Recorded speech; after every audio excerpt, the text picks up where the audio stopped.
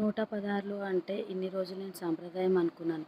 కానీ గరికపాటి గారు చాలా బాగా ఎక్స్‌ప్లెయిన్ చేశారు. వినండి మీరు కూడా. ఎవరైనా దానం విరాళం ఇస్తే 1000 రూపాయలు ఎవరు 1116 ఇస్తారు. 10,000 ఇచ్చేవారు కూడా 10,116 ఇస్తాడు. లక్ష ఇచ్చిన 116 ఎక్కడిది 116 ఎందుకు వచ్చింది చెప్పండి. కొంతమంది పాపం తెలియక అనుకుంటారు చివరి సున్నా ఉండకూడదండి. అది కాదు. ఆంధ్రానేమో ఇంగ్లీష్ వాళ్ళు పరిపాలించారు. ఇక్కడ నిజాం నవాబ్ ఇక్కడ కరెన్సీ వేరు, అక్కడ కరెన్సీ వేరు. పండితులు ఇక్కడికి వచ్చేవారు. తిరుపతి వెంకట కవులు గాని వేరే వాళ్ళు కానీ వస్తే ఇక్కడ సంస్థానాధిపతులు 100 రూపాయలు ఇచ్చేవారు. అక్కడికి వెళ్లేసరికి అది 92 93 అయ్యేది. ఎక్స్చేంజ్ 100 పూర్తయ్యేది కాదు. వీళ్ళు ఏమనుకునేవారు, ఏమిట్రా ఏడిచింది ఏదో ఏడిచాడు మళ్ళీ 8 రూపాయలు తక్కువ ఇక్కడ. ఈ ఎక్స్చేంజ్ వాళ్ళకి అర్థమయ్యేది కాదు. ఇంత చేసి ఆ గద్వాల నుంచి కాకినాడ వచ్చేసరికి 8 రూపాయలు తగ్గిపోయి నేను ఎక్కడా ఖర్చు పెట్టలేదు, అక్కడే జేబులో పెట్టుకుంటే ఉపయోగం ఏంటి. అమెరికా డాలర్ వేరు, ఇండియా రూపాయి వేరు. అది ఇక్కడ సంస్థానాధిపతులకు తెలిసింది. వాళ్ళు పండితుల్ని అలా అసంతృప్తిగా మనం పంపకూడదండి. నాకు తెలియదు ఇంతకాలం ఇది, ఓ లెక్క పెట్టండి, అక్కడ మనం ఎంత ఇస్తే అక్కడ 100 అవుతుందో లెక్కెట్టమన్నారు. 116 ఇస్తే 100 అయింది. అది విషయం. ఇక్కడ